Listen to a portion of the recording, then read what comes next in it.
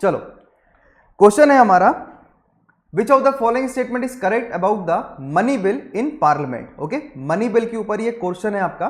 तो money bill जो है वो क्या होता है, तो मनी बिल हमारे यहां पर लोकसभा के अंदर मनी बिल पेश होता है। मनी बिल को डिसाइड करने की अथॉरिटी प्रिसाइडिंग ऑफिसर यानी कि स्पीकर होगा कि whether this is a money bill और नॉट, है ना। सो पहला ऑप्शन है इसमें कि president of India certifies A bill as a money bill. तो क्या प्रेसिडेंट ऑफ इंडिया सर्टिफाई करता है मनी बिल को? Answer is no. कौन सर्टिफाई करता है? तो it is the presiding officer और the speaker of that particular Lok Sabha, वो डिसाइड करते हैं कि ये बिल मनी बिल होगा या नहीं होगा। दूसरा, ए minister who is a member of A Rajya Sabha cannot introduce A money bill in the parliament.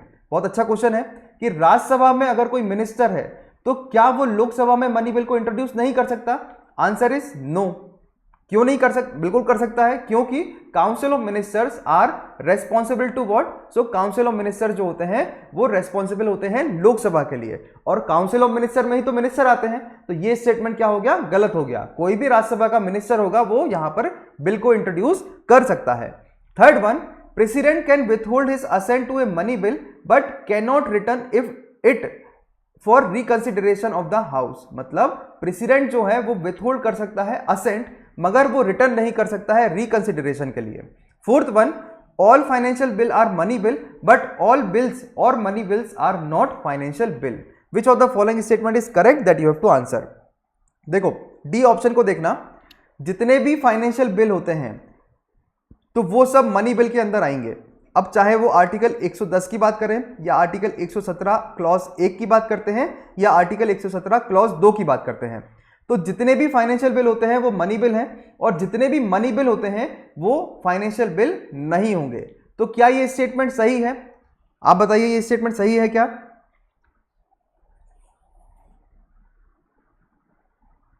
बताइए। आएगा तो योगी ही बिल्कुल। ट्राई टू आंसर दिस, और सभी लोग लाइक शेयर एंड सब्सक्राइब करते रहिए।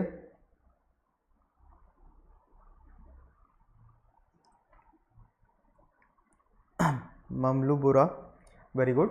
देखो ये जो स्टेटमेंट लिखा हुआ है ना, ये इंटरचेंज लिखा हुआ है, ठीक है। All financial bill are money bill नहीं, ऑल मनी बिल, जितने भी मनी बिल होंगे वो फाइनेंशियल बिल के कैटेगरी में आएंगे, मगर जितने भी फाइनेंशियल बिल हैं वो मनी बिल नहीं होंगे, क्योंकि हमारे यहां पर फाइनेंशियल बिल 3 जगह पर हैं, आर्टिकल 110, आर्टिकल 117 1 और आर्टिकल 117 क्लॉज 2। तो यहां 3 जगह है, केवल ये वाले पार्ट में और यहां पर मनी बिल है, बाकी इसमें मनी बिल नहीं होता है। तो इसलिए ये स्टेटमेंट गलत हो गया, और ये स्टेटमेंट भी गलत है क्योंकि स्पीकर सर्टिफाई करता है मनी बिल के लिए, और सेकंड स्टेटमेंट भी गलत है क्योंकि council of minister responsible to the Lok Sabha है। अब चाहे वो राज्यसभा से मिनिस्टर बन के आए, वो यहां पर बिल को इंट्रोड्यूस कर सकता है।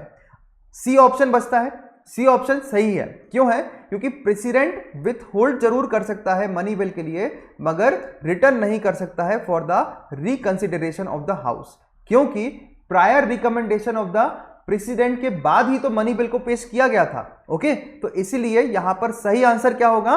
सी will be the right answer here. What will be the answer? C will be the right answer here. देखो, normally the president give his assent to a money bill as it is introduce in the parliament with his prior permission. तो prior permission of the president के बाद ही यहां पर हमने क्या है, introduce किया था बिल लोकसभा में, मनी बिल को।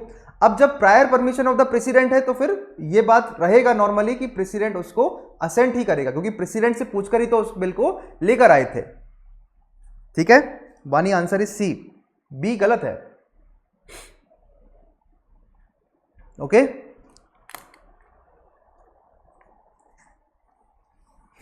अरे सत्य जी, बस यूपी में सब अभी हो गया देखो, मैं कह रहा हूं एनालिटिकल पॉइंट ऑफ व्यू से सोचने के लिए इलेक्शन को, ना कि दिल पे लेके सोचने के लिए इलेक्शन को, है ना। यस ममलू, वेरी गुड। आप लोगों को चुनाव को कैसे देखना है? एक पर्सपेक्टिव से देखना है ना, जिससे कि वो पर्सपेक्टिव आपका बाद में काम आए। जब आप खुद एक आईएएस बनते हैं?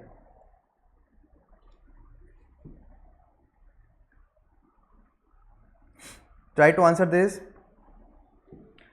Consider the following statement regarding Lok Adalat. ठीक है, तो लोक अदालत के रिगार्डिंग आपको सही स्टेटमेंट यहां पर बताना है। ओके, पहला ऑप्शन है इंस्टीट्यूशन ऑफ लोक अदालत has given A statutory status under the legal service authority act 1987।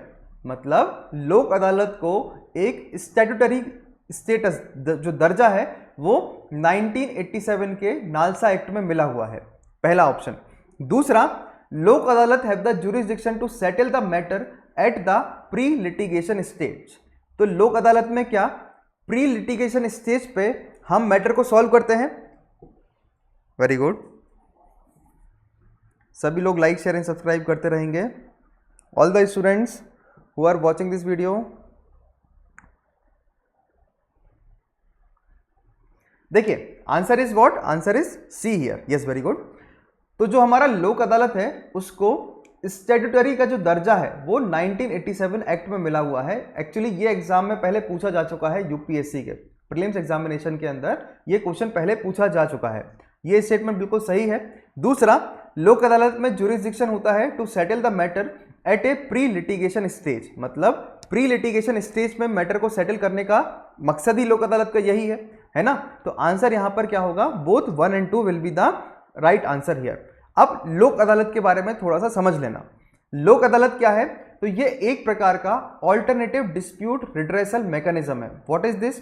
तो देखिए, एक होता है सुप्रीम कोर्ट, एक होता है हाई कोर्ट, फिर होते हैं डिस्ट्रिक्ट कोर्ट, फिर लोअर कोर्ट। तो कई सारे कोर्ट जो होते हैं हमारे देश में बने हुए हैं। अब इन कोर्ट में करोड़ों केस पेंडिंग है। उन करोड़ों केस को पेंडिंग होने के बावजूद यहां सरकार क्या करती है, तो सरकार यहां पर ऐसी अदालत बना देती है कि उसमें मैटर डायरेक्ट अदालत में ना जाए, आपसी पार्टी जो है वो एक वीकेंड से मीडिएटर को रखकर सुलझा लें अपने पूरे मैटर को। तो ये कहलाते हैं ऑल्टरनेटिव डिस्प्यूट रिड्रेसल मैकेनिज्म। तो जो इंस्टीट्यूशन ऑफ लोक अदालत है उसको 1987 एक्ट में दर्जा मिला स्टैट्यूटरी स्टेटस का। लोक अदालत के पास जुरिसडिक्शन होता है डिटरमाइन करने का और कॉम्प्रोमाइज, एक कॉम्प्रोमाइज करना है वहां पर, और या तो सेटलमेंट करना है between the party to a dispute. देखो, दो लोग हैं जो अपनी जमीन के लिए लड़ाई कर रहे हैं।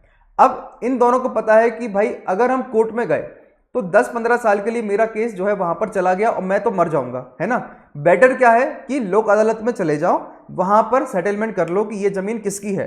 तो any case pending before any court, तो ये यहां पर आ जाएगा। Any matter which is falling with in the jurisdiction of any court and not bought before such court. मतलब मान के चलो कि जबलपुर हाई कोर्ट में वो केस आता है, मगर जबलपुर हाई कोर्ट में उस केस का क्या है अभी तक पेश नहीं किया गया, तो लोक अदालत में उस केस को हम यहां पर भेज सकते हैं।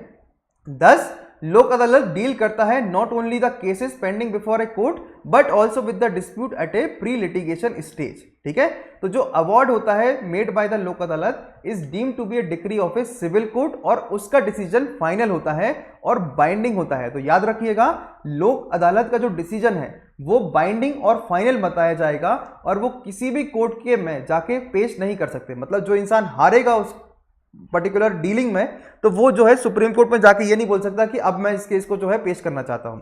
इफ द पार्टीज अगर सेटिस्फाई नहीं होते हैं जो भी लोक अदालत का डिसीजन है, though there is no provision for an appeal against such an award, but ये जो है ये फ्री होते हैं इनिशिएट करने के लिए लिटिगेशन कोर्ट में अप्रोच करके, by filing a case by following the required procedure in the right to litigation. Okay, तो यहां पर आंसर क्या रहेगा, both 1 and 2 will be the right answer here. Getting this point everyone? सभी को समझ में आया? ठीक है, जल्दी से थम्स अप करिए।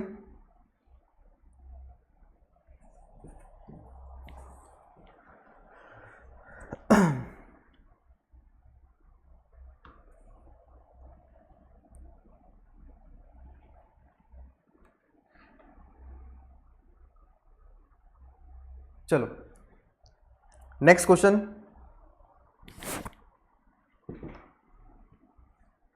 विच of the following statement is incorrect? कौन सा स्टेटमेंट इसमें से इनकरेक्ट है with reference to the vice president of India? with reference to Vice President of India, which of the following statement is incorrect?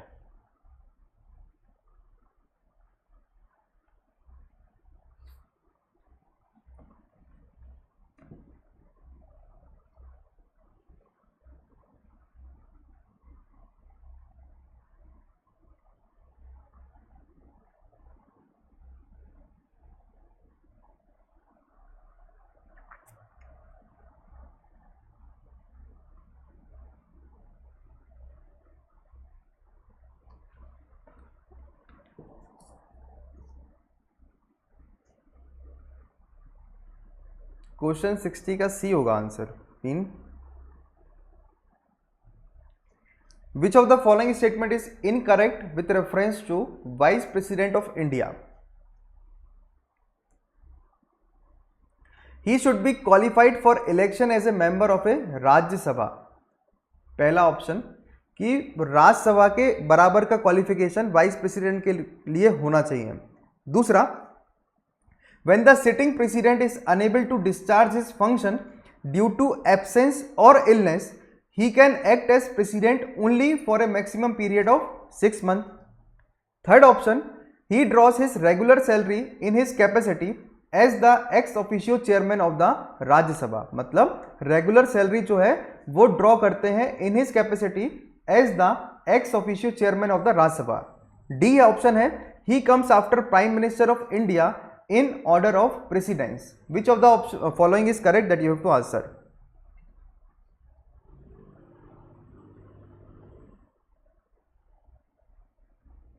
Yes, second in order of precedent, बिल्कुल सही बात है।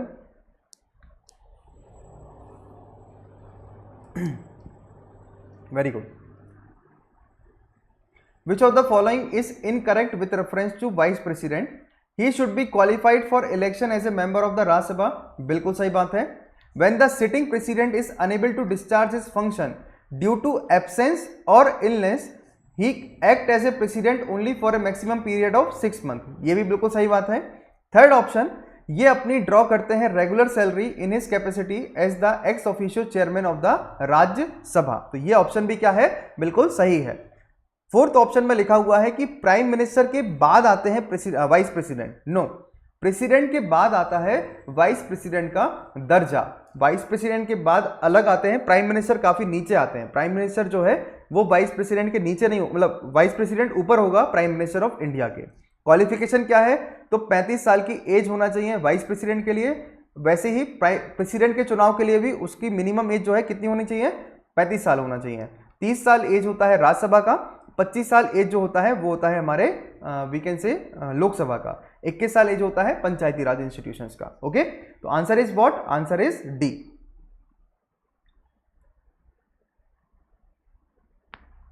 Salary कितनी है, 4 लाख रुपए पर महीने की उनको सैलरी मिलती है।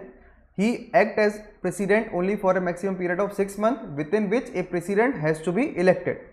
फर्दर, जब भी कोई सिटिंग प्रेसिडेंट डिस्चार्ज नहीं कर पाते हैं अपने वैकेंसी फंक्शंस को एब्सेंस, इलनेस और किसी और कॉज के कारण, तो वाइस प्रेसिडेंट डिस्चार्ज करते हैं function until the president resume his office.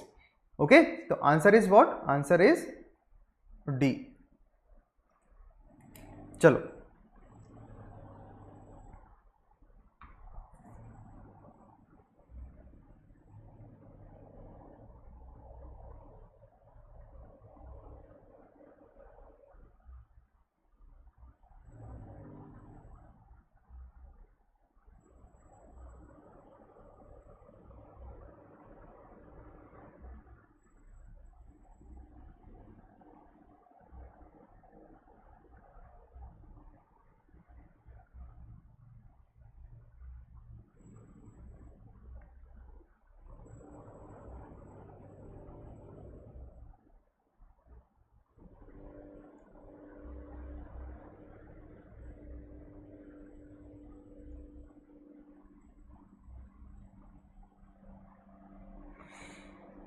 try to answer this.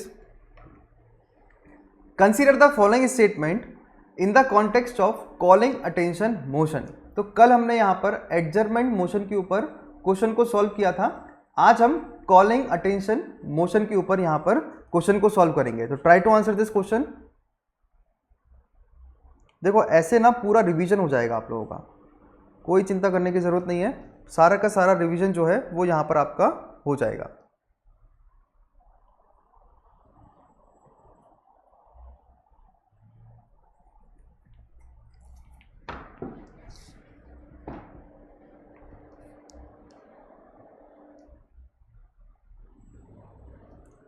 Consider the following statement in the context of calling attention motion. It is introduced to deal with very important matter like impeachment of the president. तो ये जो है introduce होता है deal करने के लिए important matter जैसे कि इम्पीचमेंट ऑफ द प्रेसिडेंट। दूसरा, ये एक इंडियन इनोवेशन है पार्लियामेंट्री प्रोसीजर के अंदर। Which of the following statement is correct that you have to answer. देखो कॉलिंग अटेंशन मोशन जो है वो अर्जेंट पब्लिक इंपॉर्टेंस के लिए होता है, ठीक है, बट अर्जेंट पब्लिक इंपॉर्टेंस में ऐसे मैटर आते हैं जैसे कि कोरोना हो गया, ठीक है, तो मतलब वो directly related to the public होना चाहिए। इम्पीचमेंट ऑफ द प्रेसिडेंट वो कॉलिंग अटेंशन मोशन से उसका कोई वास्ता नहीं होता है, ठीक है, तो पहला स्टेटमेंट तो यहां पर क्या होगा, गलत होगा। दूसरा, ये एक इंडियन इनोवेशन है पार्लियामेंट्री प्रोसीजर के अंदर, तो ये स्टेटमेंट क्या हो गया, ये सही बात है क्योंकि calling attention motion Indian innovation है हमारे यहाँ पर। ये इंट्रोड्यूस करते हैं पार्लियामेंट में बाय द मेंबर जिससे कि हम अटेंशन ऑफ ए मिनिस्टर को बुला पाए to a matter of urgent public importance और उनसे उस पर्टिकुलर चीज का इंपॉर्टेंट यहाँ पर या फिर इनपुट ले सके। जैसे कि रेलवे एक्सीडेंट हुआ तो भाई रेलवे मिनिस्टर से पूछा जाएगा सवाल, अगर कोई वी कैन से हवाई यात्रा में कोई हादसा हुआ तो उनसे सवाल पूछा जाएगा, किसी पार्ट में अगर देश में कोई दिक्कत आ रही है तो डिफेंस से रिलेटेड होगा तो डिफेंस मिनिस्टर से पूछा जाता है। तो ये एक इंडियन इनोवेशन है पार्लियामेंट्री प्रोसीजर के अंदर और ये 1954 से हम लोग इसको अपना रहे हैं। तो अनलाइक द जीरो ओवर क्या है, कहीं पर भी मेंशन नहीं है, मगर हमारे यहाँ पर ये जो है कॉलिंग अटेंशन मोशन वो रूल्स ऑफ प्रोसीजर के अंदर मेंशन होता है। तो ए member cannot give more than 2 calling attention notices for any one sitting, यानी कि मान के चलिए 545 लोग हैं पूरे लोकसभा में, तो लोकसभा में से अगर पर्टिकुलरली मान के चलिए राहुल गांधी को कॉलिंग अटेंशन मोशन लेकर आना है तो एक सिटिंग में 2 से ज्यादा कॉलिंग अटेंशन मोशन वो है नहीं लेकर आ सकते, ठीक है।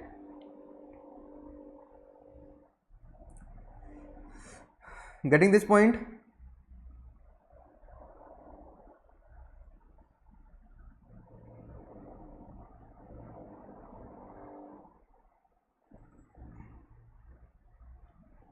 चलो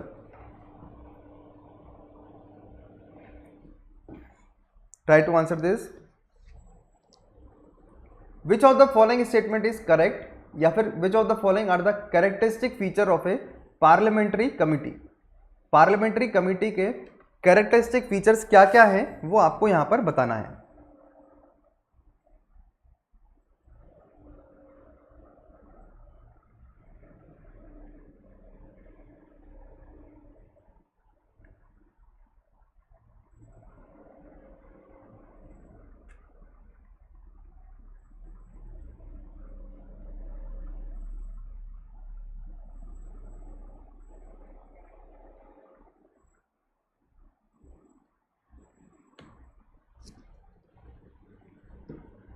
इनमें से कौन सा कैरेक्टरिस्टिक फीचर है पार्लियामेंट्री कमेटी का?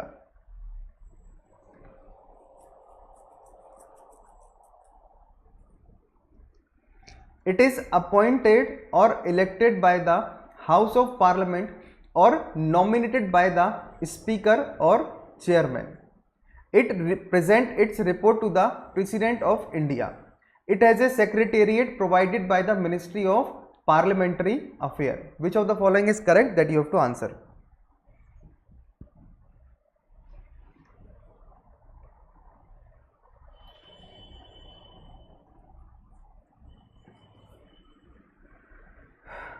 Which of the following are the characteristic feature of a parliamentary committee?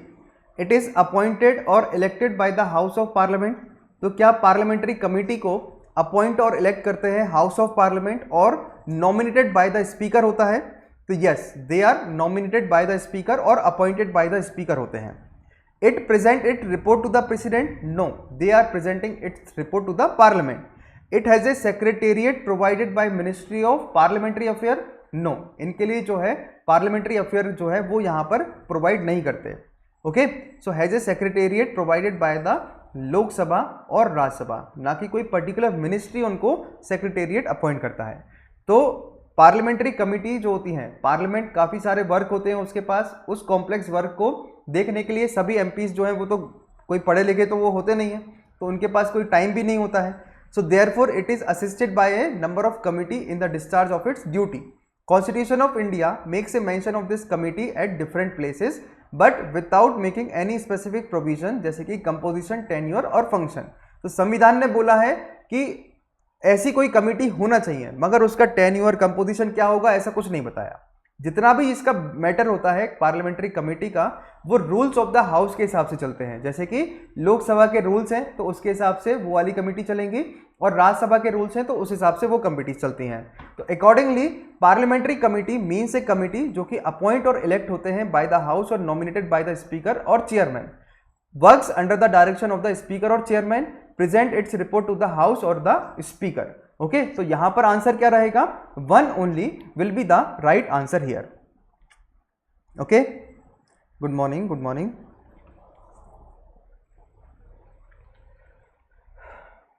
चलिए, try to solve this next question.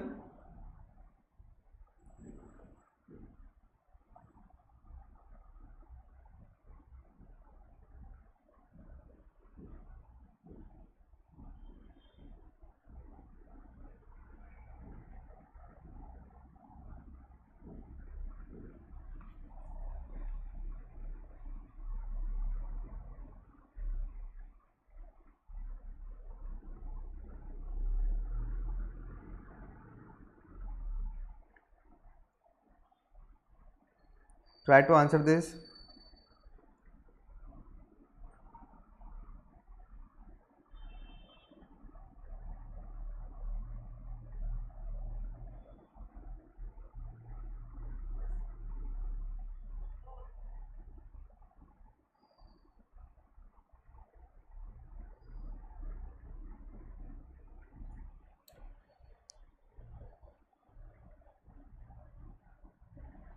With reference to Gram Nyayalaya consider the following statement. ठीक है, ग्राम न्यायालय को लेकर आपको सही स्टेटमेंट बताना है. It's presiding officer that is न्याय अधिकारी is appointed by the state government in consultation with the high court. It is a mobile court and exercise the power of both criminal and civil court. Yes, political science भी पढ़ाता हूं मैं, मुस्कान. ग्राम न्यायालय के ऊपर ये क्वेश्चन है, पूछा गया है पहले ऑप्शन में कि प्रिसाइडिंग ऑफिसर जो होगा ग्राम न्यायालय का, उसको स्टेट गवर्नमेंट अपॉइंट करते हैं in consultation with a high court. दूसरा, ये एक मोबाइल कोर्ट है जिसमें क्रिमिनल कोर्ट और सिविल कोर्ट दोनों इसमें आते हैं. तो which of the following is correct, that you have to answer. Very good Sharjita, very good Ankit, very good Alpana.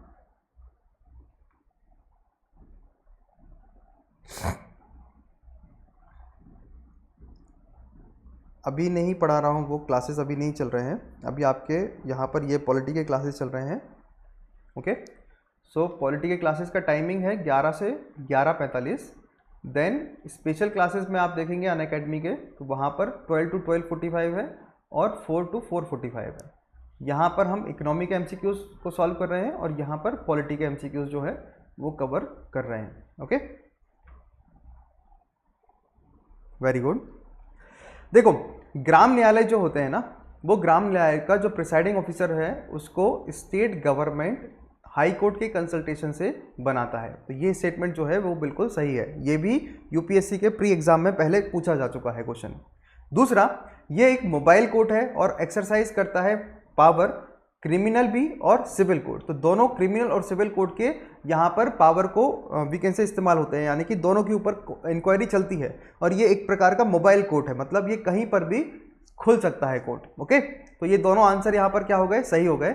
ग्राम न्यायालय और विलेज कोर्ट जो होते हैं वो ग्राम न्यायालय एक्ट 2008 में बनाया था, जिससे कि रूरल एरिया में जल्दी जल्दी न्याय हो सके. ग्राम न्यायालय को जो अधिकारी होते हैं वो है न्याय अधिकारी, जिसको वो प्रिसाइड करता है। उसके पास judicial magistrate of first class का पावर होता है, एंड वो जो न्याय अधिकारी होता है उसको स्टेट गवर्नमेंट अपॉइंट करते हैं हाई कोर्ट के कंसल्टेशन के साथ। Court can function as a mobile court at any place within the jurisdiction of such Gram Nyayalaya after giving wide publicity to that regard. Gram Nyayalaya criminal cases को try करते हैं, मगर कौन से केसेस? जहां पर भी पनिशमेंट 2 साल से ज़्यादा ना हो और वैल्यू ऑफ ए प्रॉपर्टी जो इन्वॉल्व हो रही है वो 20,000 रुपये से ज़्यादा नहीं होनी चाहिए। दूसरा, सिविल सूट्स भी होते हैं, यानी कि सिविल कोर्ट के भी इंक्वायरी यहाँ पर होते हैं, मगर केसेस जैसे कि जो एक दूसरे के यहाँ पर जानवर घुस जाते हैं वैसे केसेस, मिनिमम वेजेस किसी को नहीं मिल रहा है, डोमेस्टिक वायलेंस के केसेस हो गए, प्रॉपर्टी डिस्प्यूट के केसेस हो गए, तो वो केसेस को यहाँ पर देखा जाता है।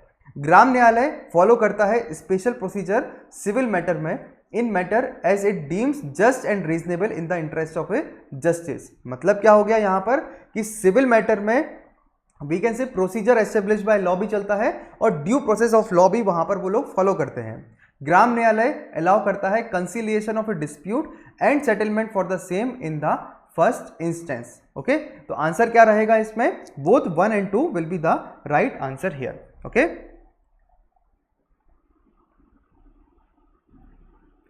आप लोगों को क्लियर हो गया ये? Getting this point everyone?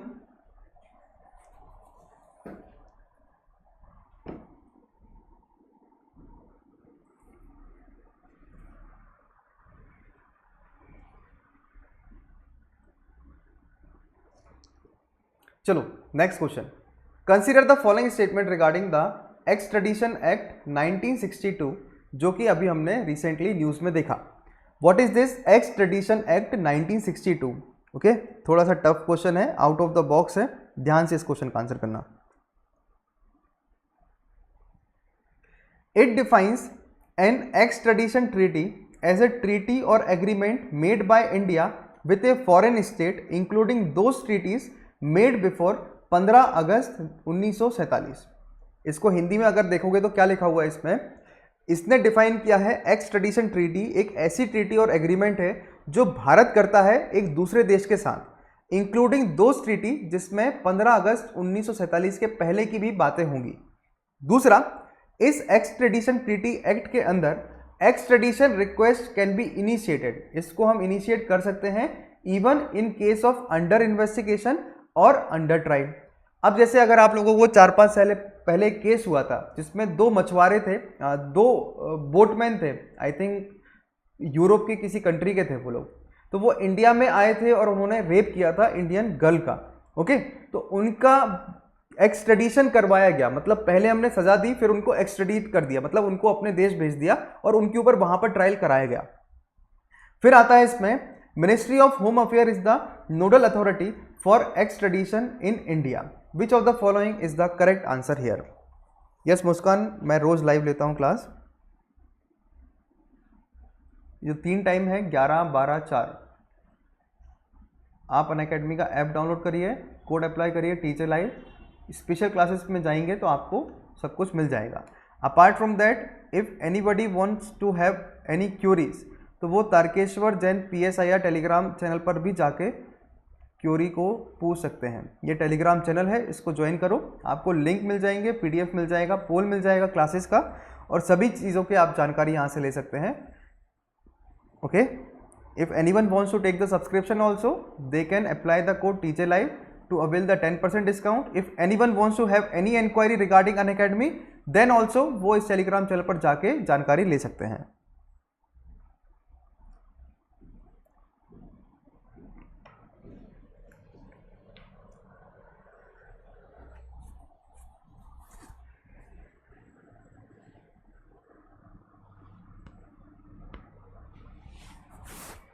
Try to answer this.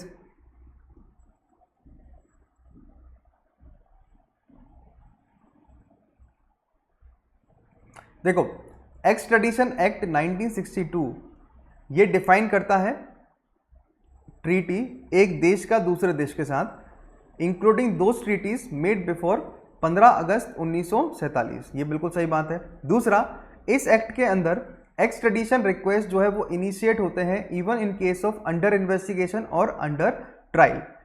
तीसरा, ministry of home affair nodal authority है फॉर एक्सट्रेडिशन इन इंडिया। तो ये स्टेटमेंट जो है यहाँ पर गलत होता है, क्योंकि यहाँ पर मिनिस्ट्री ऑफ होम अफेयर नहीं आएगा। Okay, ministry of home affair extradition treaty को नहीं देखेगा, क्योंकि हम तो दूसरे देश में लोगों को भेज रहे हैं ना, तो मिनिस्ट्री ऑफ होम अफेयर इसमें कैसे आ जाएगा? Getting this point? UK home department ने अप्रूव किया था एक्सट्रेडिशन ऑफ नीरव मोदी। अब देखिए ये केस क्यों आया और ये हमारा एक्सट्रेडिशन ट्रीटी का एक क्यों इंपॉर्टेंट है, क्योंकि यहाँ पर नीरव मोदी के लिए एक्सट्रेडिट किया था यूके डिपार्टमेंट ने in connection with PNB fraud. Extradition act provide legislative extradition act define extradition treaty as treaty or arrangement made by India with a foreign state related to the fugitive criminals including those treaties made before 15 August which extend to and is binding on India.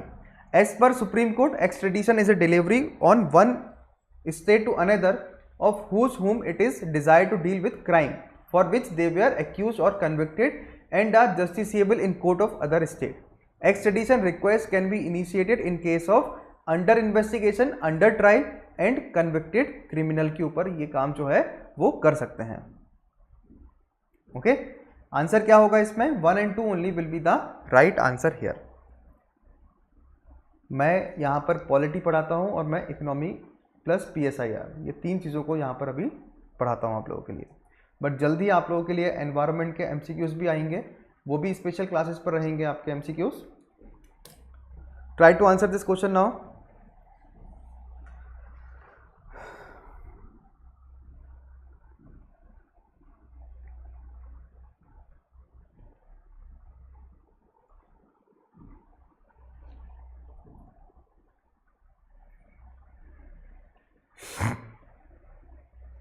Yes, Ministry of External Affairs.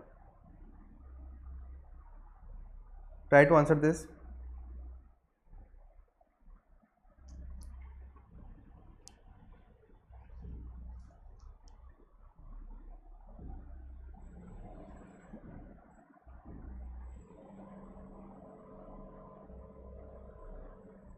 With reference to township, one of the type of urban government, consider the following statement. It is established by large public enterprise to provide civic amenities to its staff and worker. Township की अगर हम बात करते हैं, urban government का एक type होता है, ठीक है। तो ये जैसे कि Chandigarh, okay, it is established by large public enterprises, या फिर धनबाद की हम बात कर सकते हैं, या फिर we can say to provide civic amenities to staff and worker. Anand भी हम इसकी एग्जाम्पल कर सकते हैं। State government appoints a town administrator to look after the administrator of the township. It has no elected representative. Chandigarh इसमें नहीं आएगा।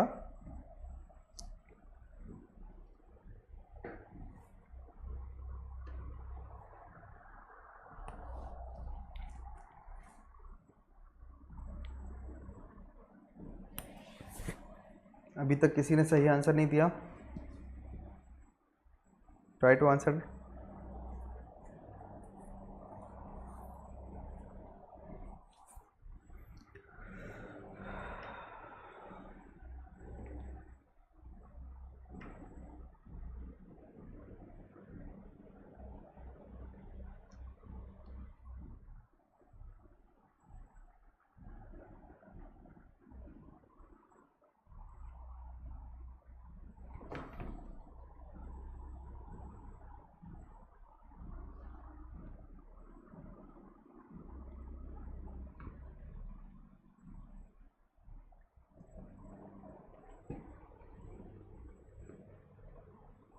With reference to township, one of the type of urban government, consider the following statement.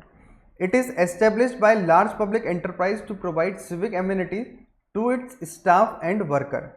Staff और worker के लिए ये क्या है, provide करते हैं civic amenities। बिल्कुल सही बात है। It has no elected representative. This is also a true statement here. Then comes state government appoints a town administrator to look after the administrator of a township. This statement is wrong. Answer होगा 1 and 3। अब देखिए 8 प्रकार के urban local government होती हैं। एक होता है म्युनिसिपल कॉरपोरेशन, म्युनिसिपैलिटी, फिर notified area committee, town area committee, cantonment board, township, port trust, special purpose agency. तो ये क्या होते हैं अपने, ये अलग अलग प्रकार के अर्बन गवर्नमेंट के डील करने की जगह होती हैं, ठीक है। उनको अपने पॉपुलेशन के हिसाब से, जगह के हिसाब से और वहाँ पर क्या काम हो रहा है उस हिसाब से डिफाइन किया जाता है। टाउनशिप एक प्रकार का अर्बन गवर्नमेंट है जो कि लार्ज पब्लिक एंटरप्राइजेस एस्टेब्लिश करते हैं जिससे कि उनके स्टाफ के लिए एक अच्छा माहौल प्रोवाइड कर पाएँ। ये जो टाइप होता है अर्बन गवर्नमेंट का, वो लार्ज पब्लिक एंटरप्राइजेस प्रोवाइड करते हैं टू सिविक एम्यूनिटीज, ठीक है, who live in the housing colonies build near the plant. यानी कि मान के चलिए कि एक कोयले की खदान है, अब वहाँ पर काम चल रहा है, माइनिंग का एरिया है, तो वहाँ पे जो बड़े बड़े अधिकारी आते हैं उनके बच्चों को पढ़ाने के लिए स्कूल, हॉस्पिटल, महिलाओं के लिए डिलीवरी के लिए वो सब प्रोवाइड करना, तो लार्ज पब्लिक एंटरप्राइजेस वो सब जो है प्रोवाइड करते हैं। तो एंटरप्राइजेस ना कि स्टेट गवर्नमेंट अपॉइंट करते हैं administrator to look after the administration of the township. ये असिस्ट करते हैं कुछ इंजीनियर और other technical non technical staff. तो जो टाउनशिप होता है वो फॉर्म करता है urban government has no elected member, it has extension of a bureaucratic structure of the enterprises. यहाँ पर जो है स्टेट गवर्नमेंट का कोई भी रोल नहीं होता, what ever will be done it will be done by the particular large public enterprises, ठीक है। अब चाहे वो गेल हो, भेल हो, सेल हो, कोई भी जो बड़े बड़े एंटरप्राइजेस होते हैं, महारत्ना कंपनीज होती हैं, तो वो वहाँ पर एक अपना टाउन बना देंगे। अब वहाँ पर मिनरल तो निकालने हैं, बड़े बड़े इंजीनियर लोग आते हैं, वहाँ पर कई सारे लोग आते हैं ना काम करने के लिए, तो उन लोगों का ख्याल रखने के लिए जो है काम वहाँ पर किया जाता है। Getting this point? चलो next question, try to solve this now.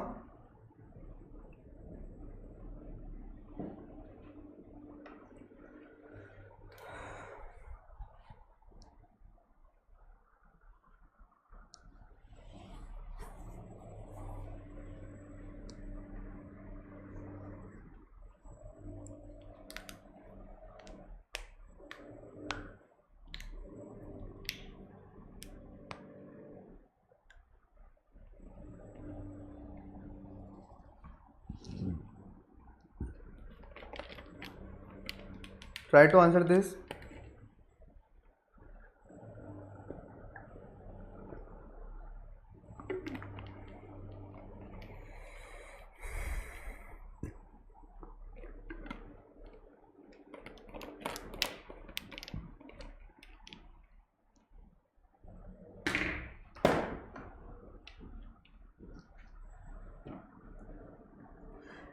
With regard to the ordinance making power of the president, consider the following statement. Ordinance making power of the president is under 123 article and ordinance making power of the governor is under 213 article. Very good. It can repeal or modify any act of the parliament. कोई भी act को ये repeal or modify कर सकता है क्या? अब देखो आप लोगों ने बड़े अच्छे से आंसर ए दिया है। दूसरा, it can be issued retrospectively. तीसरा, it can be issued on subject enumerated in the state list under ordinary circumstances. अब क्वेश्चन यहां पर क्या बन गया? क्वेश्चन बन गया tough.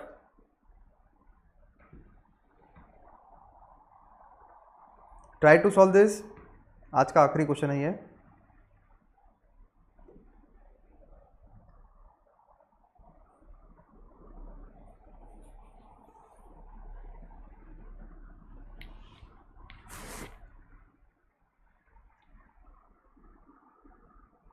It can repeal or modify any act of the parliament.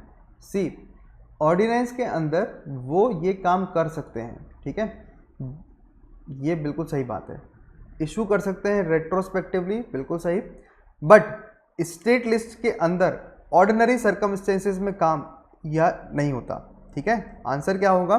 1 and 2 only will be the right answer. Yes, very good Muskan, Krishna, Alpana, Vani, Strajita.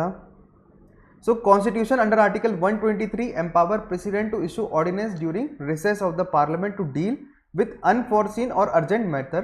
These ordinances have the same effect and force as an act of parliament.